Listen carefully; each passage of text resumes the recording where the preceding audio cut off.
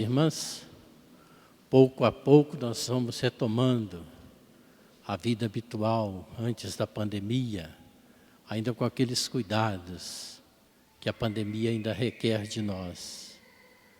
Eu estou dizendo isso que nós estamos também retomando o cotidiano da normalidade, do tempo comum, que perfaz 34 semanas do ano.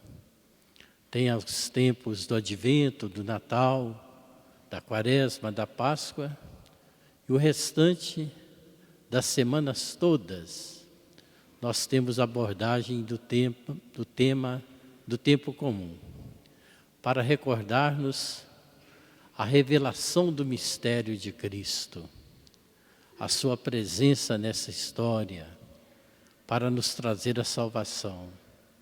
Por isso aparece nesse período longo a cor verde, para recordar que a mensagem mais sólida, de fato, é uma esperança consistente, não uma ilusão, não um otimismo vazio, mas uma esperança sólida, embasada nas promessas de Deus.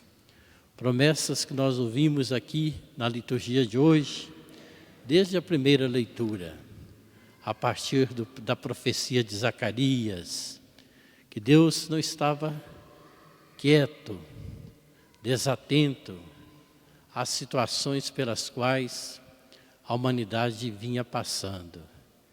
Ele haveria de enviar, conforme enviou, o Messias, o Salvador. O Evangelho nos apresenta o próprio Cristo, fazendo esta pergunta: quem sou eu para vocês? Uma pergunta direcionada no Evangelho de Lucas, a partir de um tempo de oração, porque Lucas, além de ser o evangelista da misericórdia, é o evangelista também que narra o tema da oração.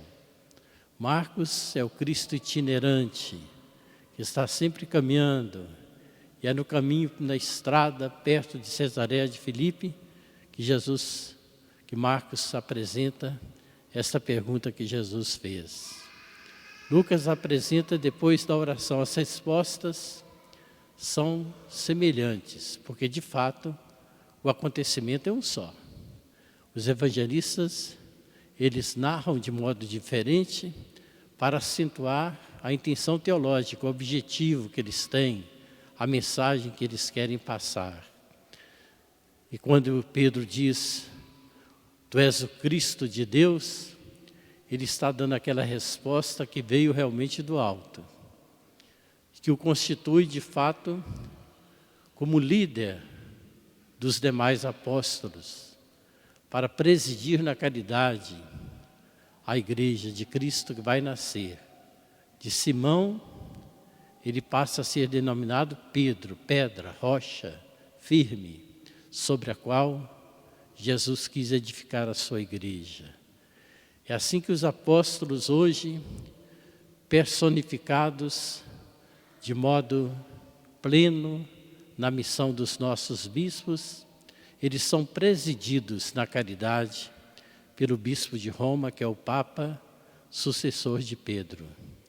E todos nós, nesta mesma comunhão, não só os bispos, mas toda a igreja, nós somos aqueles que fazemos a continuidade da missão apostólica de Jesus. Nós somos o corpo continuado de Jesus. Devemos pautar as nossas decisões, as nossas iniciativas, com os mesmos critérios usados por Jesus. Depois dessa revelação de que ali estava sendo, na pessoa de Jesus, realizadas as promessas de Deus, muitas vezes apresentadas no Antigo Testamento, Jesus faz o anúncio da paixão. Ele é o Messias, é o Salvador, mas essa salvação, ela passa pela experiência dolorosa da paixão e morte.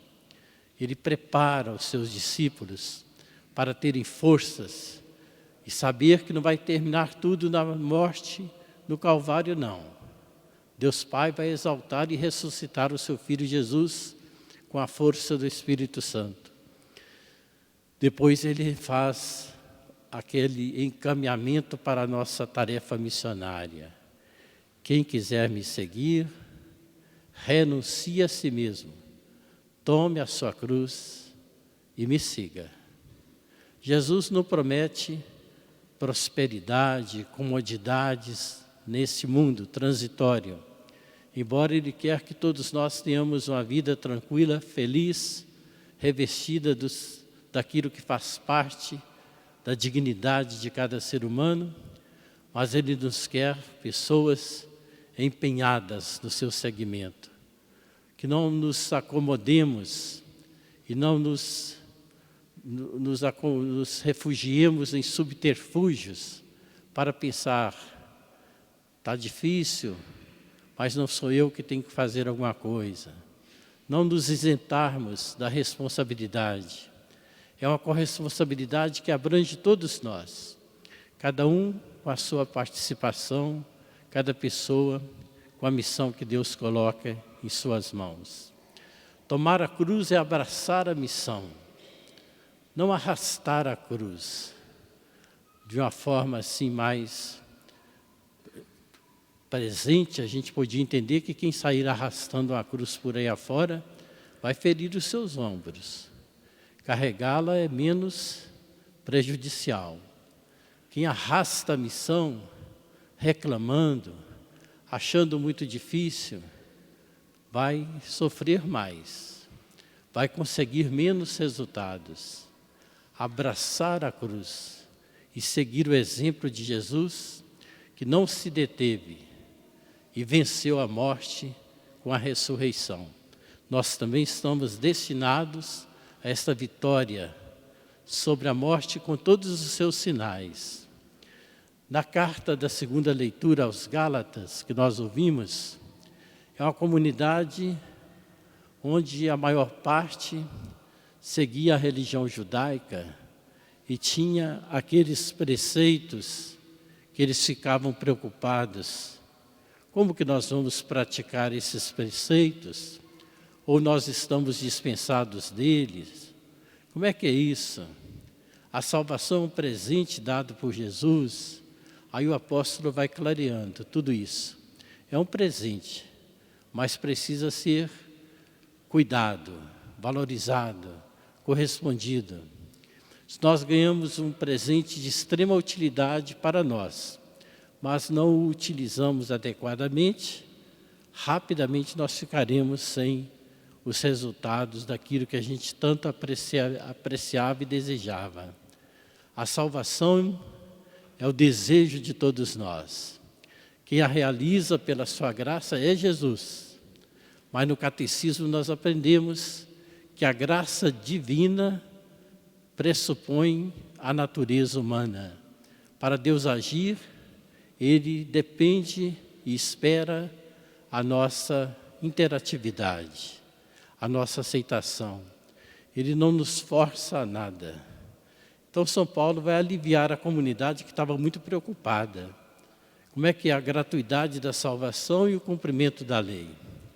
Cumprir as leis na consciência da gratuidade da salvação. Cumprir as leis como consequência dessa fidelidade a um Deus que nos deu de presente a salvação para todos nós. Este final de semana, no qual nós iniciamos a 12ª semana do tempo comum, nos põe diante de uma pergunta nessas reflexões todas. Quem é Jesus para mim? Em que consiste a minha vivência dessa resposta? Eu creio nele como aquele que tem poder e desejo de me salvar e salvar a humanidade inteira? Eu correspondo com a minha vida, dentro das minhas limitações, é claro, à permissão para que a graça dele possa surtir efeitos no meu dia a dia? Quem é Jesus para mim? É uma pergunta que é uma oração. O que eu estou fazendo nas decisões que eu tomo? Como que eu sou capaz de me abrir no meu pensamento, no meu modo de entender a vida, a partir daquilo que Jesus vai mostrando para mim? É isso que nós queremos fazer.